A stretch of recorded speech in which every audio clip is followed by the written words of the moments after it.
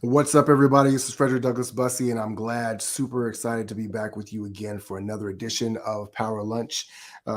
We've got a really incredible guest for you today, and I can't wait to share his story. He's well known for many people in the entrepreneurial space for doing incredible, almost impossible things, and I'm super excited to have him with us today. Without further ado, let's get started. Power Lunch.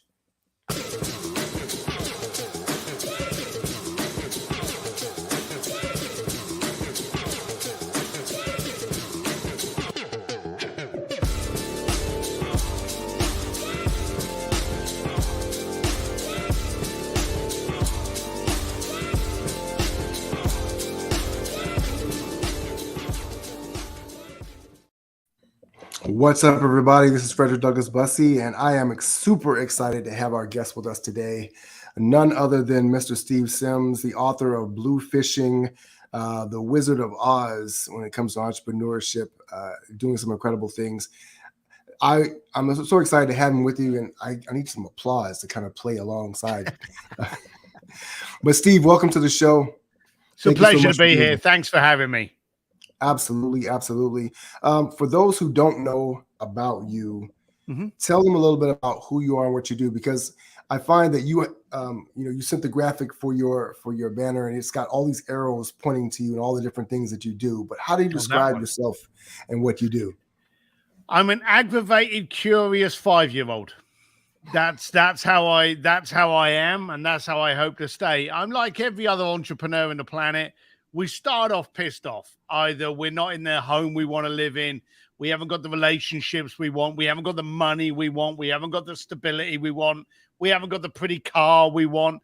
It all stems from aggravation, and then we go out to find it. I did that from East London, 30-something years ago. Along the way, I wanted to make friends with rich people because I didn't want to talk to poor people because I knew what that was like. It stinks because I was poor. So I did something to help me get around rich people. I found out they like to get into clubs, they like to get into restaurants, they like to go backstage, they liked piano lessons with Elton John, drum lessons with Guns N' Roses, closing down an entire museum in Florence, setting up a table of 6 at the feet of Michelangelo's David, and then while they're eating their pasta, having Andrea Bocelli come in. So my ability to develop these amazing experiences bloomed over the years, but it was never important to me. And I know people may say, oh, well, you can't say, but it was vital it happened for me to have the conversation I wanted to have. I wanted to do something good for a billionaire so I could have a conversation with that billionaire and go, hey, how do you look at stock markets? How do you look at staff? How do you look at holding on to your wealth? How do you look at trust? So that's what it was. And so me being curious and me being aggravated created that momentum to where I am today. I teach, I coach, I throw events called speakeasies. Obviously got my second book coming out in October, Go for Stupid. So now, and this is going to sound corny, so, get a little corny bell ready. I want to develop people to change the way they do business with each other and how they show up. I want to change the world slightly before I leave it. And at the age of 56, I don't know how many hours I got left. I ride motorcycles too fast and drink whiskey. Who knows how many hours I got left. But I do want to see what I can do to get people to think differently. So you're not on a motorcycle right now, so I'm going to guess that we have at least an hour left. And in that hour, hopefully we can help change some people's lives through what good enough for me. Yeah, I like that angle. I love the fact that you talk about being just a curious 5-year-old. Take us back to the time when you actually were 5, maybe a little before, a little after. What was it like growing up in your hometown, and what was it that about those experiences that kind of shaped that curiosity that you carry with you all these years later? So I grew up in the suburbs and outside of London, and we didn't have a lot of different mediums to validate how inadequate our lives were. Like now you can very easily pick up this phone, TikTok, Twitter, Facebook, Instagram, Reels, whatever. There are so many different platforms for you to go, oh, my life's not as good as theirs. I'm not as slim as them. Oh, I don't look as good. We didn't have that. We had the newspaper that came out every day. We had the news, and we had a magazine that came out once a month. Outside of that, you never got to see the rest of the planet, outside of maybe a video at school of what Spain looked like. So I just knew something wasn't right. I had that feeling in my gut that, is this it? Is this my life? And so growing up, I was questioning, and like all entrepreneurs, we ask loads of questions at school till the point that the teacher goes, look, somebody else asked a question and you're almost bashed because you ask questions. How many times at school did you not understand what the teacher was saying, but you didn't want to put your hands up because you didn't want the other kids laughing at you? You didn't understand it. And 9 times out of 10, that was because the teacher didn't know how to explain it.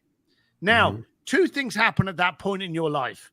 You either learn to settle, or you learn to subdue your aggravation and send it off in other areas. Now, if you're lucky, you develop into businesses, you develop into ideas, you develop into music or art, get through school, and then get on with your life. I didn't have that. So I was just like a thumpy little aggravated kid, that was always getting into trouble because I didn't know where else to send that enthusiasm or that aggravation. I had no other tentacle for it to go. So my mum quite openly thought that, I was going to end up in jail. She just thought, he's going to amount to nothing. They didn't see that curiosity was being subdued and it needed to be released. And then as I grew and tried different things, that's when the best little statement I ever heard in my life came up that pissed me off. Is when your parents, and you may have heard it from your parents, and let's be honest, our parents come from different generations. Okay. Yeah, my kids, I got kids now that are growing up in the crypto world. And I couldn't spell crypto when I was a kid, And so every generation is different. But I remember my parents turning around and saying these immortal words, time to grow up. Now, if you look at the people that we revere today, Jeff Bezos, Larry Page, Elon Musk, Richard Branson, they've made a point of not growing up. They've made a point of eternally dreaming, that we now applaud and call them visionaries.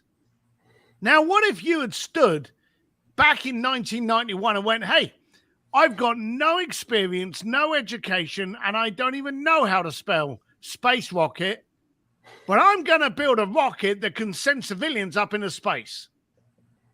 You'd get stoned to death. But today, we revere them. Elon Musk had 0 experience in banking, disrupted it with PayPal. 0 experience. What's the correlation between banking and a car? None. And he had no experience in auto manufacturing. So what did he do? He disrupted it. And then what did he do? He disrupted space. So he's a disruptor. He's a curious kid, tries to gamify things, and we revere them. But I came from a period of life where, no, if you were an entrepreneur in the 90s, that was because you were probably selling stolen shit from the back of your car and you couldn't get a real job. If you look back at what an entrepreneur was, you were basically part of the mafia. You were like, I know a man, I can get this for you. You were a wheeler dealer, someone that could pull something off, and you knew 9 times out of 10 it was probably stolen. Now, you say you're an entrepreneur, and people are like, great, what are you doing? What are you building? What? You're a rock star. And even now, today, you go to a school and you say to kids, what do you want to be when you grow up? I want to be an entrepreneur. And what do? We applaud it. Because we know without entrepreneurs, there's nowhere for other people to work. Because there are workers and then there are entrepreneurs. So weird old times. So when you were growing up, then you talked about the fact that you were the curious kid asking too many questions, people telling you it's time to grow up. Yep. How did you navigate that space? Because if I'm looking at you now, I'm looking at the things you've done. you've maintained that childhood curiosity, that childhood energy and innovation. What was that like for you and the tension as you grew up fighting to remain the same? Or did you ever give in? Was there a time when, are there old pictures out there of Steve Sims who's all buttoned up and working in a desk somewhere? What was that like? So my wife says I have a superpower. Okay. And I've been with my wife since we were kids. She says I have a superpower, and it's the superpower of ignorance. And when she first told me that, I thought to myself, well, that's not very nice. But she said to me that I'm ignorant to people laughing at me. I can't hear them. You know, I'm ignorant to people doubting me. I don't recognize them. And I'm ignorant to any outcome different to the one that I see. So it's like when you've got a dog and he's trying to get through a door and he just keeps bashing his head against the door. In the end, you open up the door for him. But in his head, he got through. Now, that was me as a kid. I grew up, I was very angry. I was always getting into trouble, but I didn't hear the people yelling at me. So every time I tried a job and I got fired, I thought, oh, well, you know, I've just found something else that I can't do. You know, it didn't resonate with me. You see, the problem is today, we look at failure as a negative. Failing is an education. See, this is how it works. You try something, you fail. That now is education. You do it again. Okay. This time you knew what didn't work last time. So something else fails, something different. Okay. I've now been educated twice. The third time I got it right, because the two things that failed, I repaired. So you've got failure, education, experience, which then becomes confidence and credibility, and you can invoice for credibility. So the whole point is, today we need to reframe the word fail, and we also need to be able to do it in a system, in an ecosystem, in a society where people don't like us doing it. I'll give you an example. You know, how old are you? I'm 47. 47. That's annoying because you don't look 47. So how many times did you have a conversation in your life at a table with friends, in a coffee shop, in a restaurant, in a bar, wherever, and you start talking about your goals and aspirations? You start talking about your scale and your targets. And as you're talking about it and you're getting more excited, how many times did you see some of those friends of yours just glaze over? Oh, and I can't tell you. And they're like, Frederick, man, what the hell's wrong with you? You are faced at that moment in time of either continuing and alienating yourself from your circle, or you settle and you go, oh, what was I thinking? Something must be in my coffee. I don't know, man. I was having a mad moment. You know, ignore me. And you do that. Now, sometimes we do that just to quieten everyone down, and then we leave that table knowing we can never go back to that table. Okay? You see, in today's world, when I have a conversation with someone, if they laugh at me, then I can no longer have a conversation with them. But those people that pick on me and challenge me, I had there's a fella, you may have heard of him, Jay Abraham.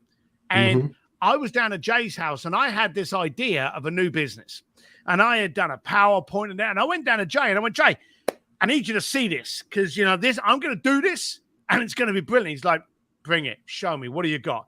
And I ran through everything with him and I'm pumped and I'm excited. And Jay looked at me and he went, is that it? Wow. I was like, what do you mean? Is that it? You know? And he just said, well, with your knowledge, with your education, with your credibility, with your perseverance, with your enthusiasm, I was just expecting a little bit more. Wow. And that made me reconsider what I was doing to amplify it. Mm. You see, you now need today people that challenge you. You don't need people that laugh at you. Those people that laugh at you are terrified that you're going to do it and prove that they're inadequate to. Mm. You see, today, we're not frightened of failing.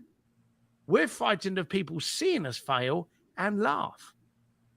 And everything we do. Let me give you a prime example. Do you remember when Elon Musk brought out the Cybertruck? Yes. You do. You probably saw it on TV or in the news, correct? Mm-hmm. Yeah. Right. The only thing that truck had in common with anything else on the road was that it still used rubber tires. Right. The composites, the glass, the steering, the engine was electric. Everything, even the shape of the damn thing, everything was completely different. You remember that, correct? Absolutely. The following day, what was the headlines? It was so different than what people were expecting. Was it? Think, what happened that night when he unveiled that Cybertruck that made headlines the following day? Now you got me. I can't remember. Do you remember the glass and the stone going through the glass? Oh, right.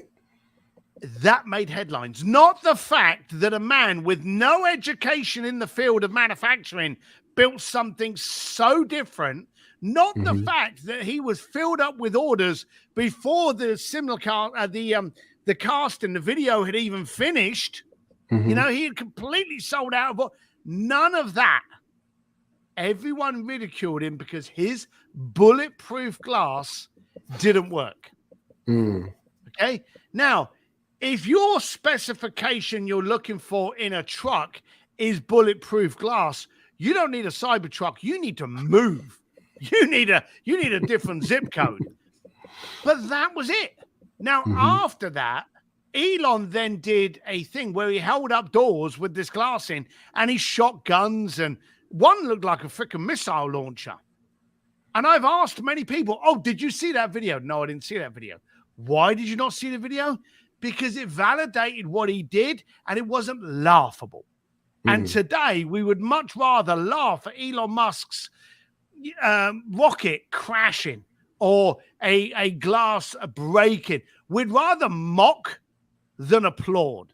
And in today's world, that's why I wrote this, because I'm pissed off with the way people are willing to point and laugh. I want people to point and contribute, to challenge, to support. And that's why I'm daring people to go for stupid goals. Hey. This is my my assistant who joins the podcast very frequently. So I love everything that you're talking about there, because it takes a certain amount of stubbornness to resist all of the noise that people are throwing at you, right? You mentioned how the headlines can be very different than the actual point of what you're accomplishing, right? Yep. And so that stubbornness that you have to have. You also talked about failure being an education. Now, in all those educations that you got, in those different failures, when was it when you said, I can start to build something for myself, versus failing, trying these other roles with other people? Because was entrepreneurship yet the thing that you were thinking, this is what I'm going to do, that I'm going to build? No, entrepreneurship, as I say, was something that was borderline criminal. You know, when you were an entrepreneur, it was because you couldn't get a real job. In fact, if anyone had called me an entrepreneur in the 90s, I'd have probably slapped him. You know, it was almost an insult that you were an entrepreneur, a wheeler dealer. You know, you were one of those guys. And I came from East London, where there were people that I didn't want to be compared to. So it had a negative thing about it. The funny thing was, I spent so much time working with affluent people to get educated and supplied them with great access and experiences. I thought that education would then get me a job. What I hadn't realized was that was the job. You know, I was getting paid very well. I was communicating with very affluent people. I spent 7 years, and it was my wife I used to say to her, don't worry, babe, we'll stop this. Now we're living in a penthouse in Geneva. I'm literally flying from Macau to Palm Beach, all of these events. I'm working with everyone from the Kentucky Derby, the Grammys, Elton John, all over the place, Paris Fashion Week. There isn't a major social event in the planet that I haven't been included in. And I was still saying to my wife, I'm just doing this to get my circle, and then I'm going to get a real job. And then after about 6 or 7 years, she turned around to me one day and she had printed off the bank accounts. And she went, that's our bank account. That's how much money's sitting in there. We've never missed a payment. She said, while you're out there looking for a job, I want to show you, you've got one. You built one. In fact, Bluefish, which was the concierge company, was renowned for being the first ever personal concierge firm out there. Let's talk about that a little bit, because it didn't just come out of thin air. You had a very particular, I think of you like a real life Liam Neeson. You have a very particular set of skills. And so you evolved into being able to do this. This is not something that the normal person would think to do. Let me just go out here and become a concierge for wealthy people and celebrities and create these curated experiences. So how did Bluefish evolve, and what was, give us that origin story a little bit so people can understand the transition from this kid who is failing at different jobs and getting his education to realizing, oh, there's something that I can do that's very unique in this world. So I wrote the book Bluefishing about 5 years ago, and that should argue your statement very easily. You see, what I did, anybody can do. Now, I've got better over the years, so I can understand people looking at me going, oh, yeah, you know how to talk to people. You know how to do. Not at the beginning. See, bearing in mind, I started on the door of a nightclub. Wasn't even a posh nightclub. It was a shady nightclub in Hong Kong, and I saw people coming in. And entrepreneurs, we have this funny kind of skill set. We look at the situation and we go, hey, was this done for me or was it done to me? And just that adaptation. I'll give you an example. COVID. Do you know there's been more millionaires registered during the 2 years of COVID than any other 2-year period in history? Wow. During COVID, more people turned around and went, hang on a minute, I don't have to travel. I don't have to do this thing. I don't have to fly. This is an advantage to me. I'm going to use that advantage. And they built businesses that made them millionaires.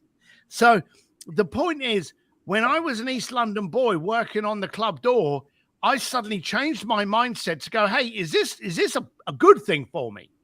And then when I started looking at it as a good thing, you work it as a good thing. If someone hypnotized you and said, hey, that meal you're having now is the best meal you'll ever have, you'd just naturally enjoy it more because that's what your mind was telling you. So I started wanting to speak to affluent people in the club. So I would get them a better table. I would get them backstage. I'd get them in the VIP area. I'd close the bar down and just have them on their own so they had private drinks after hours. I'd get them into other people's clubs. And it escalated. It went from getting you into a restaurant that was fully booked to suddenly getting you a drum lesson with Guns N' Roses. It just grew. Now, you need to understand something. I didn't care about that. I didn't want to be on the red carpet. I've been on the red carpet probably every major event that you can think of, every fashion week, every sporting event, and I've not cared. I'm a big, ugly guy that rides around in motorcycles, and quite honestly, for most of my life, just wants to be left alone. But I did it because I wanted to have the conversation with the rich person. So as I was developing this, my eyes were over here. How many times have you, for argument's sake, done something and you're focused over here and the byproduct is doing really well for you? Let me give you an example. Let's say, for argument's sake, you want to lose weight. Do you just wake up one day and lose weight?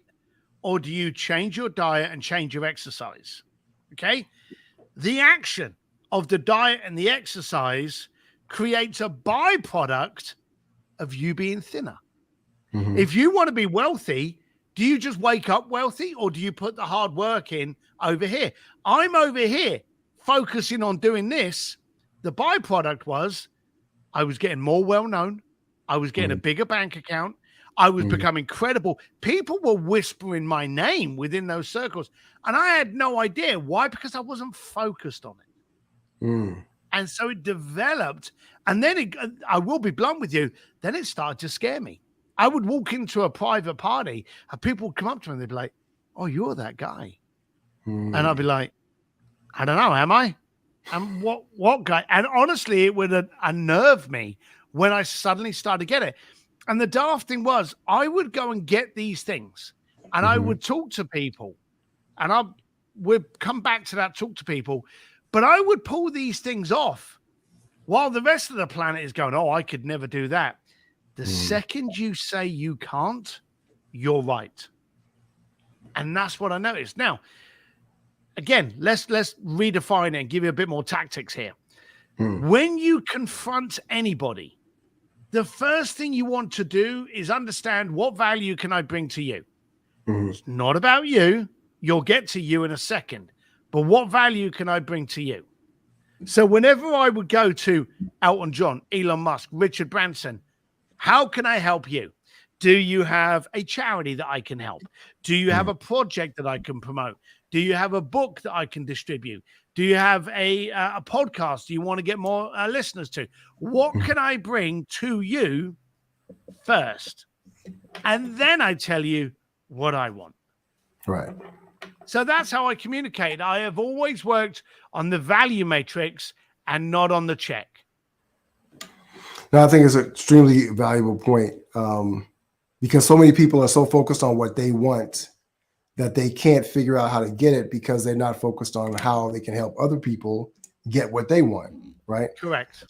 So you've built a career out of this, and over that time, you've had some incredible experiences. For those who haven't read the book BLUEFISHING, can you give an example of something? Well, let me ask it this way. Was there ever something that someone asked you to do that even you stopped and said, can I really do that? Or was it always kind of a mindset of, I'll figure it out? No and yes. So the answer is, to give you the answer first, which everyone out there needs to adopt this mentality, never give a client what they ask for. So people say to me, have there been times when you haven't been able to get it? The answer is no, because I've never given a client what they asked for. If you say to me, hey, Steve, can you get me these red sneakers? And I get you those red sneakers, I've just completed a transaction. That's no different to me being Amazon. But if I do something different, if I say, hey, you want those red pair of sneakers? I can get you those red sneakers, but you're going to have to go backstage at a Drake concert and he's going to give them to you personally. Now I've gone above and beyond. You still got the sneakers, but I created something around it. And then now, and we've all got those items. We've all got the watch, the belt, the pair of shoes, the T-shirt that we put on that straight away sends us back to a memory. And now that piece of clothing or jewelry is no longer got a price tag on it. It's got a memory attached to it. So whenever I worked with people, I would always go, hey, what are you asking for? Listen to that. And then I would go, okay, what's the stupid experience that I can add to it? How can I go for stupid around it? And then I would give them that. Okay. So the idea of, I'll figure it out, that doesn't come into play. I want to hear what you want, and then I'm going to give you what you desire. Give you an example. I had a client contact me. He wanted a dining experience in Florence, Italy. Dining experience. Not dinner table, not cool restaurant. So what I did with him was I actually got hold of the Accademia di Galleria. That's the famous museum that houses Michelangelo's David. And I thought, how stupid can we make a dining experience? So I closed down the entire museum.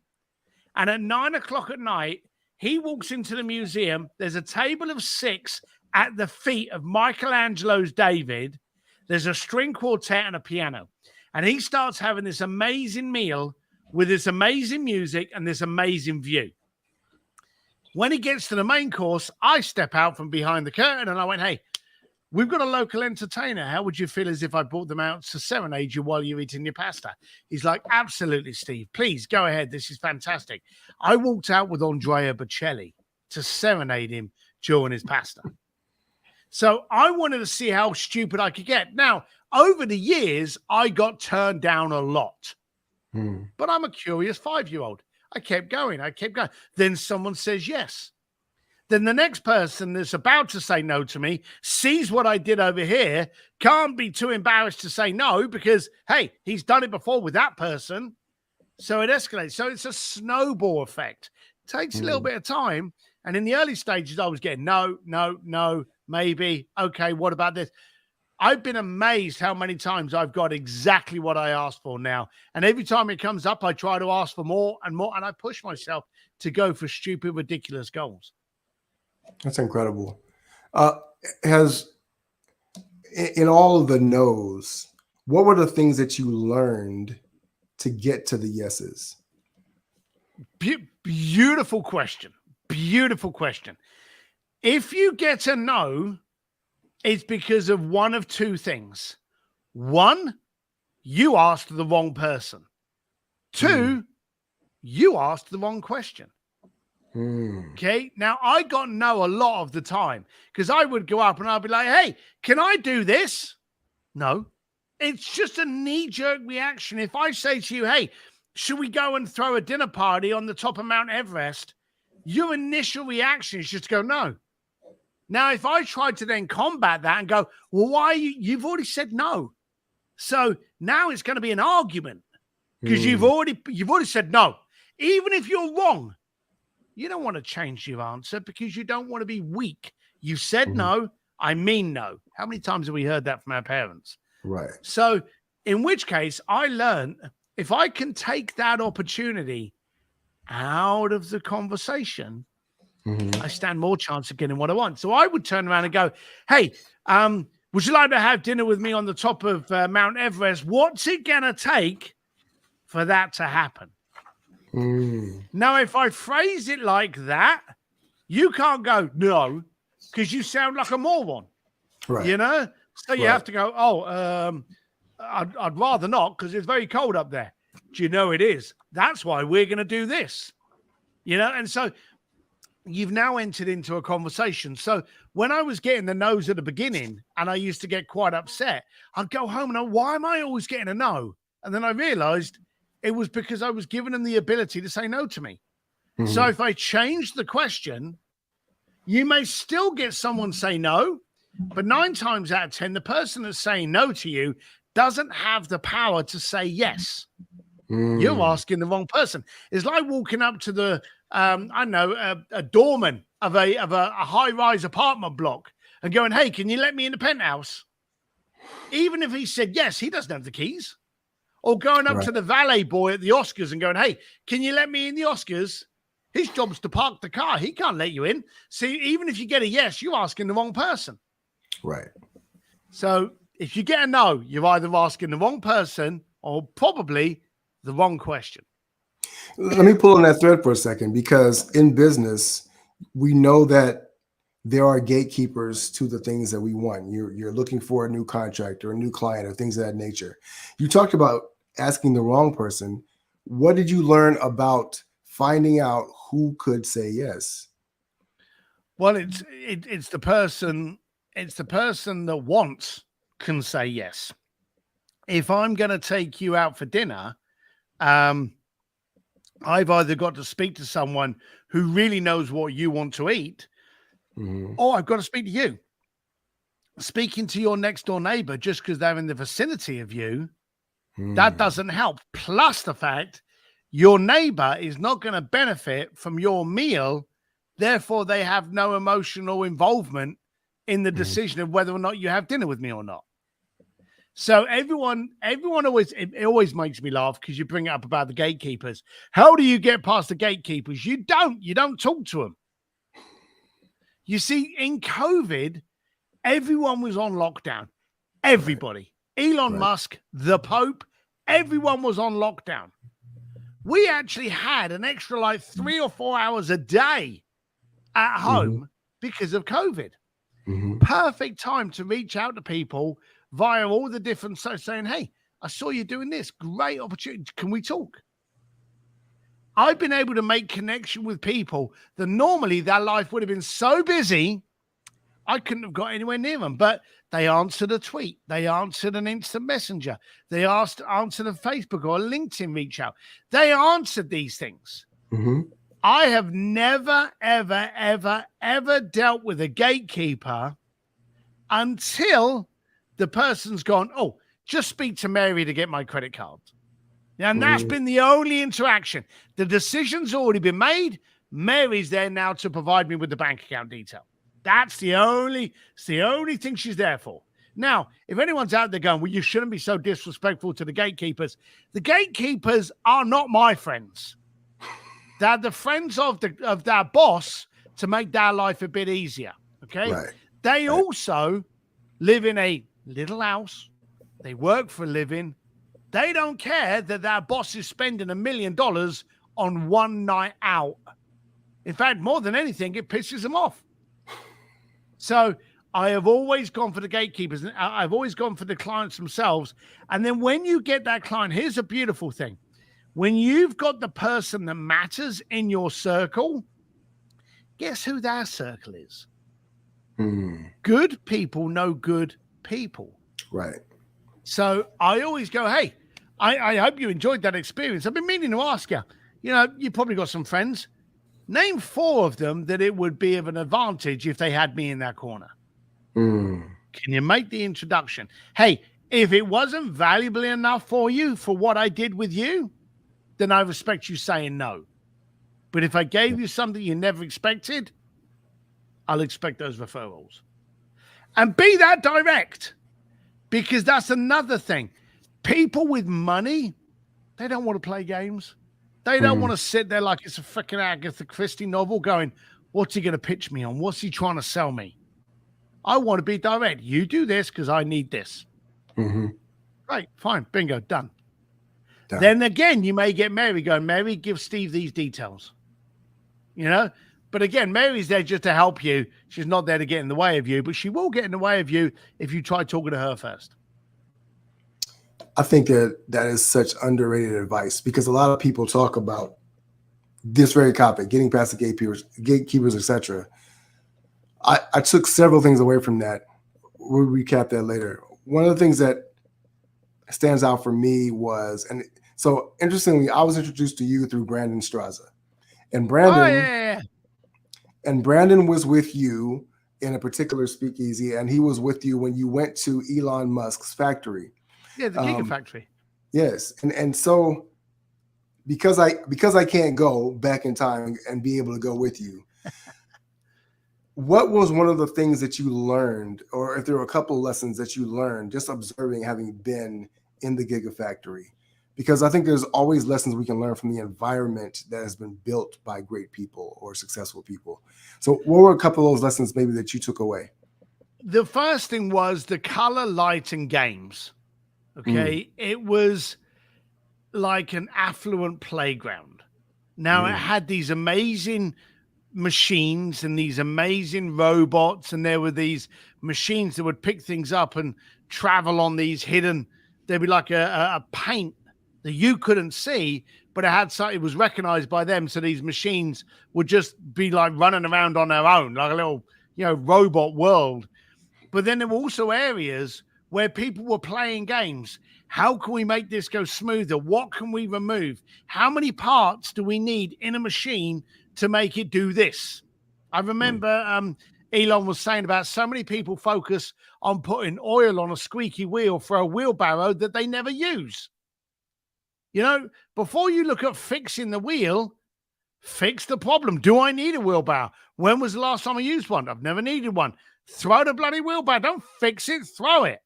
So he always would gamify everything.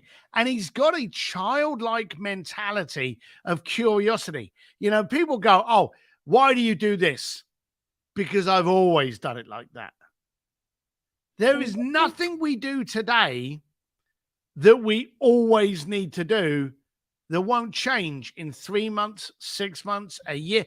Everything from brushing our teeth. We got electric toothbrushes. From driving a car. 10 years time, the car's going to drive them ourselves. There's nothing that we do today that we're always going to do. Right. So he looks at gamifying that. He's that curious child. That's what I got out of his places. I love that. I love that. I muted myself. I want to extrapolate on that a little bit because you've had the opportunity to have these incredible experiences. And obviously you put a lot of those lessons into your talks and books and things of that nature. Is there one thing in particular that you learned about yourself in creating these experiences going forward? Maybe that can be a lesson for other people as they're challenging themselves to be able to create an extraordinary life. Yeah, it came to me later, but in the early stages, my fascination, my fixation was on helping you. So I would turn up on a motorcycle with a leather jacket and a crash helmet and then focus on you. And then I would give you an amazing experience. And then I would speak to one of their friends and I would do it again. I would do it again. I would do it again. And then I suddenly realized that everyone else in the planet cared too much about what they looked like. Now, I'm 240 pounds of ugly. Simple as that. Okay. I pull up on a motorcycle. That's it. That's as good as it gets. I've never focused on me trying to portray a pretty affluent image for you, you know, and my clients have never cared. So in today's world of a gotcha society, the social paradigm where you are what you look like, you know, if you're not leaning up against an expensive car, hey, you can't be credible. I don't even have a car, you know? So the point is now, stop focusing on what you look like and focus on the solution you provide. When you can do that, it's irrelevant what you look or sound like. I think that's a beautiful point. What's funny about what you just said is that in your Facebook group, you'll often post pictures, or on Facebook, you'll post pictures of yourself posed next to fancy cars. And that's like the inside joke. Yeah. So I love it. Yeah. They're always my friends' cars. And I'll always be kind of like, you know, Roland Fraser's trying to make me look credible because that guy's got loads of beautiful cars, or, you know, but they're never mine. And people know they're not mine. In fact, the first car that I'm looking at getting, I'm looking at getting it soon actually, is one of the new Broncos. And the only reason I'm looking at doing that is so I can put motorcycle parts in the back to get back to the garage. So that's the only thing. I love it. I love it. And you currently you have a new business that you're building with your son, Henry. Yeah. Sims Media. Yeah. Again, aggravation kind of always propels. During COVID, we were spending so much time on amplifying our voice, our tone, our solution. And we noticed other people were amplifying the confusion. You know, how many people do you look at and you go, well, what do you do for a living? And your best mate has no idea what you do, you know, because it's not clear, you know. Right. If I'm going to get my shoes done, then I need a cobbler. If I'm going to get my suit fixed, I need a tailor. If I'm going to get my toilet fixed, I need a plumber. We need that simplicity. And in the world that we're in now, there's a lot of noise. So we started working with some of our clients to help clean up some of that confusion. Stop having text on your website that doesn't come from your voice. Stop having pictures from 10 years ago. You know, clean yourself up to allow other people to have an easy understanding as to whether or not they want to deal with you. And quite simply, we started doing this for a whole bunch of clients. Me and Henry were doing it from different sides of the fence. We joined forces. Sims.media was born. And now we look after a lot of what we call emotionally triggered and personal branding websites. So if you think of Levi Jean, they make you think, oh, Americana, cool, you know, James Dean. That's an emotive trigger. If I say to you Rolex, you go, oh, yeah, wearing a Rolex, I've made it. That's an emotive trigger. If I talk to you about, I don't know, Loctite glue, there's no emotional trigger there. No light bulb's got an emotional trigger. So we work with emotive triggerable brands and personal influencer brands to basically get the clutter out of it and amplify the emotion you're trying to. I love that, and I'm curious about the fact that because you're building a business with your son, and a lot of times in a family business, the father will build a business and then look to pass it down to their children. What I'm curious about is, because Henry was an entrepreneur in his own right, what do you looking back? What is it the thing that maybe you poured into him that allowed him to be free enough to build this business? And also to do it at a level where it just makes sense for you to partner with him because he has his own skill set and his own abilities in his own right. So selfishness. Okay. I don't like, you always got to look after your kids. You've always got to help your kids, but I'm not going to free road my kids. Okay. So I was always saying to Henry, try everything and fail at everything until you don't. So he tried many, many different things to see what worked for him. And a lot of them created disappointment for him. And then he got into, and he was big on engineering. He loves pulling the back off of bloody things and trying to see if he can fix it. So when the world of digital was around, all these algorithms and changing the pixelations and the tracking, that fascinated him. Now, in him getting ingrained in that, it's not what I do. So now I've realized that selfishly, he has a skill set that can complement my skill set. So it was never a case of, hey, Henry, come and partner. You can be the son that I help. He's a co-founder. He's got a skill set that I don't have. I don't care if he's my son or if he's my next door neighbor. He has a skill set that I want in the company. Now, we end up arguing purely and simply because that's what family do every now and then. But he knows where my strengths are, and I know where his strengths are. So we have to learn how to communicate by first recognizing what sandpit of each in. And every now and then I'll get a little text going, hey, stick to your lane, Dad. And I'll get that kind of text. I'll be like, all right, I know I need to move away. So that's because as a dad, you think you know more than your kids until you realize that your kids are learning different things and they can actually help educate you. So it's been an interesting growth, but it's fun. As you're building this, you're now releasing a new book called Go for Stupid. Comes out in October. And so depending on what time of the year people are watching this, they will, it may already be out, but tell us a little bit about why you wrote this book. What's the core thing that you want people to take away from it? Well, for a start, you can buy it at stevedsims.com or Amazon. Go for Stupid by me. That's the easy bit. But it started off again with aggravation. When COVID hit us and all of the bullshit excuses of, oh, I can't communicate. Oh, I can't go down to the gym anymore. You were never going to the gym beforehand. So this started aggravating me. And I started writing these very sarcastic and maybe even a bit aggressive quotes and putting them out on my Instagram, just calling people out for their bullshit. And then I realized that the problem wasn't the people. The problem was the society. We like to laugh at people. We don't want to help them. We want to laugh at them. Or if we are going to help them, we're going to help them get up a certain part, and then we're going to knock them off that pedestal. Now, that's wrong. Don't we all want to be fantastic? But instead of that, they love rumor. How many people, like TV shows, I can't watch TV because I used to hate those kind of like celebrity shows where they would be like, is it true so-and-so's doing this? And it was clickbait. You'd be watching it going, oh my God, is it true? And then after the advert, it'd be like, no, it's not true. And I'm thinking, well, that's just wasted 3 minutes of my life. Why do that? Right. But this is what was aggravating me. We like to point and scare. We love controversy. We like to go, oh my God, that person did. It's not a society I want to live in.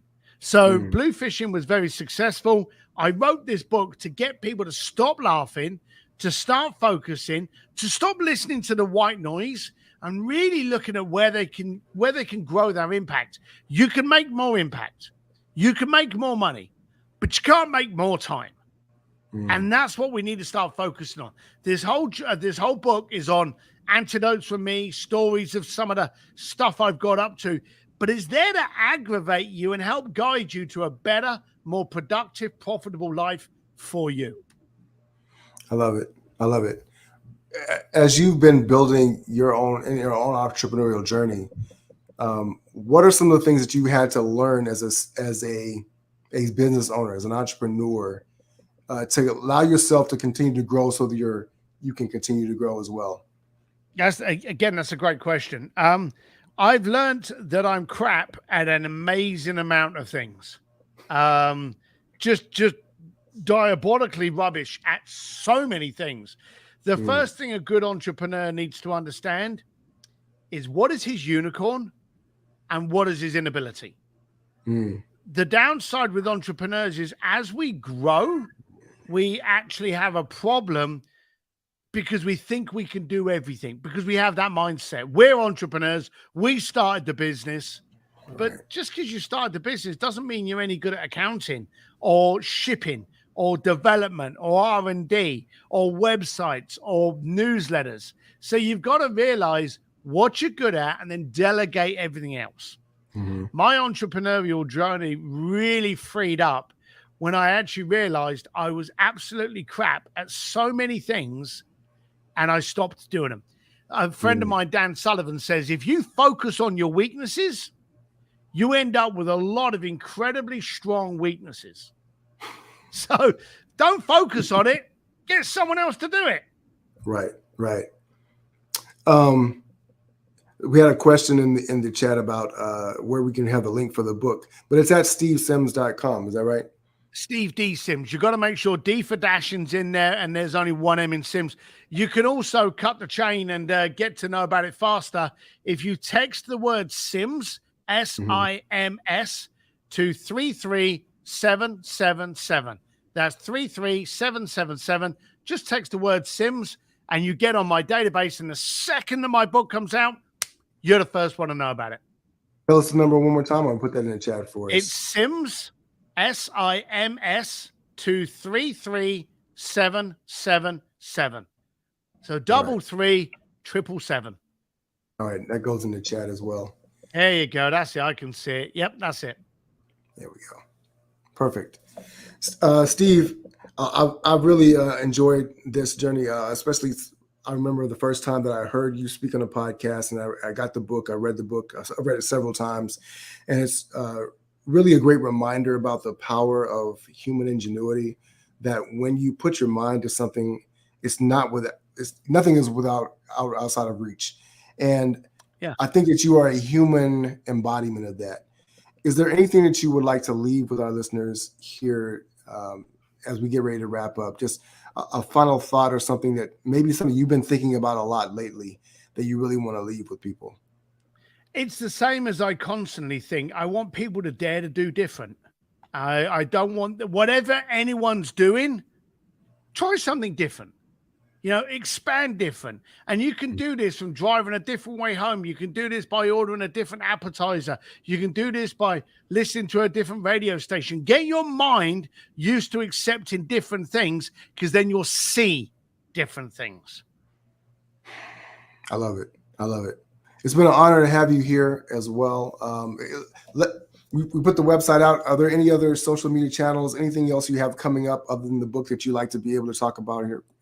I'm very easy to find. I am Steve D. Sims everywhere. Instagram, Twitter, LinkedIn, anywhere that you consume your media, I'm there and I show up as the same person. Steve D. Sims. I love it. Steve, it's been an honor having you here. Really great having this conversation. Thanks everybody who's been watching and listening to this podcast as well. As always, I'm Frederick Douglass Bussey. Ever forward.